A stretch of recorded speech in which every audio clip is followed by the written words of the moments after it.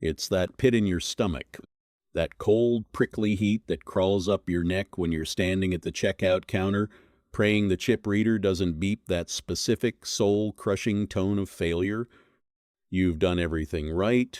You went to school. You got the stable job. You cut out the lattes. And yet, here you are in 2026, watching the price of eggs climb faster than your salary ever could. You feel like you're running on a treadmill that's slowly tilting upward. You're exhausted. You're out of breath. And deep down, there's a terrifying whisper in the back of your mind. Is this actually it? Is this the next 40 years of my life? Most people will close this video and go back to that treadmill. But if you feel like the game is rigged, it's because it is. And today, I'm going to show you how I stopped playing their game and started winning mine. In the next 10 minutes, I'm going to share the exact psychological framework and the conviction system that took me from a broke, anxious cubicle dweller to complete financial autonomy in 2026. This isn't about a moon bag or getting lucky on a meme coin. This is about a fundamental shift in how you perceive value, time, and the future.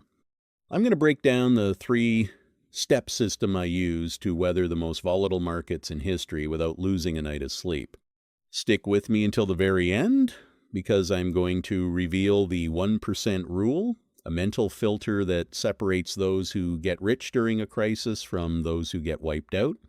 If you understand this, you will never look at a price chart the same way again. 2 years ago, I was a ghost. I was working a mid-level marketing job. On paper, I was successful. But every Sunday night, I'd get this heavy, sinking feeling in my chest. Cortisol, the stress hormone, was literally poisoning my system. Science tells us that chronic financial stress has the same effect on your brain as losing 13 IQ points. I felt it.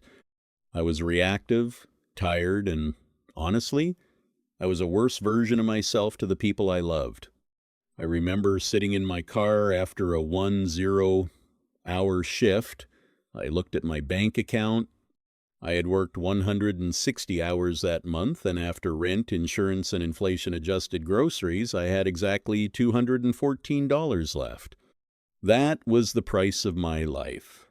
$214. I realized I wasn't trading my skills for money. I was trading my finite time for a currency that was being printed into oblivion.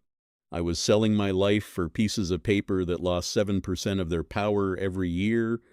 The breaking point? It wasn't a big explosion. It was a quiet moment. I wanted to buy my mom a plane ticket for her birthday. I checked the price, and I realized I couldn't afford it without putting it on a credit card. I sat in that parking lot and cried. Not because of the ticket, but because I realized I was a prisoner who had built his own cage out of safety and job security. I started searching, not for get-rich-quick schemes, but for why the world felt so expensive. I stumbled upon a concept called stock-to-flow and began diving into the history of money. I met a mentor, not a flashy YouTuber, but an old-school macroeconomist who had gone all in on digital scarcity years ago. He didn't talk about Lambos. He talked about sovereignty. He said, "The reason you're tired is that you're storing your life's energy in a leaky bucket. Bitcoin isn't a trade. It's a battery. It's the first time in human history we've had a way to store our labor in a vessel that no one can dilute, steal, or freeze." It clicked. My belief didn't come from a price spike. It came from the realization that the current system requires your debt to function, while the new system requires your math to function. I didn't just buy a coin. I bought an insurance policy against a broken world. Belief is a muscle, but financial freedom is a system. Here is the exact 3-block routine I implemented in 2024 that led to my 2026 breakthrough.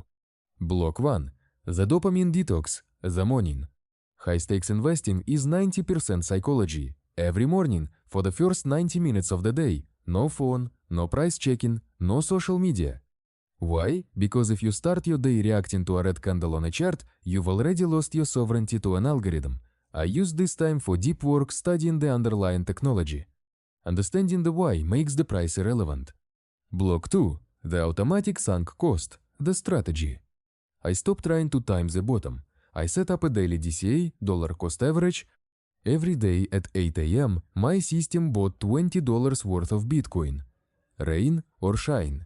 $60K or $30K? By automating the decision, I remove the decision fatigue that causes most people to panic sell. Science shows we have a limited amount of willpower each day. Don't waste it on clicking a buy button. Block 3. The proof of work. The lifestyle.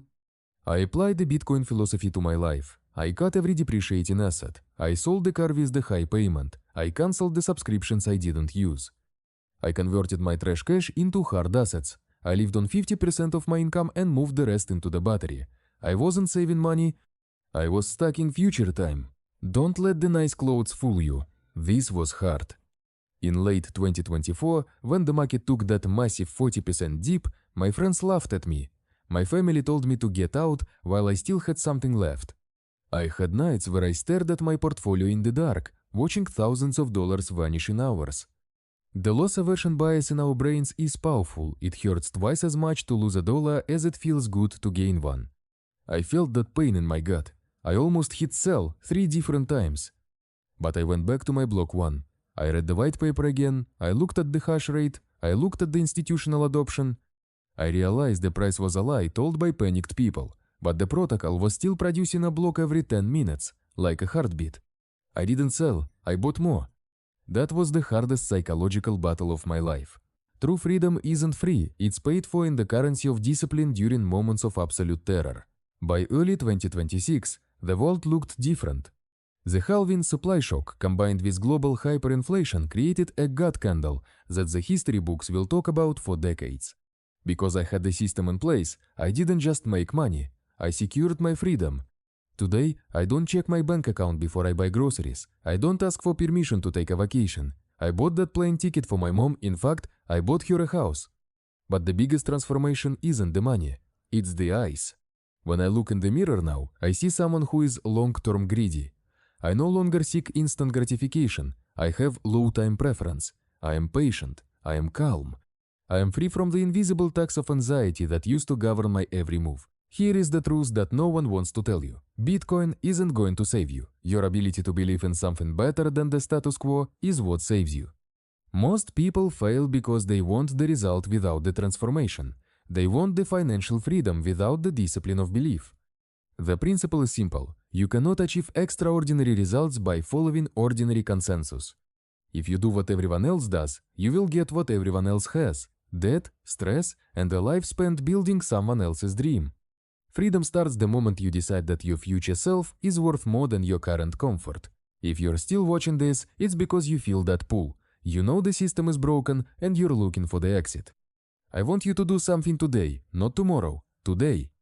Write, "I am claiming my time" in the comments below. Consider it a digital contract with yourself. When you type those words, you're signaling to your brain that the passive phase of your life is over.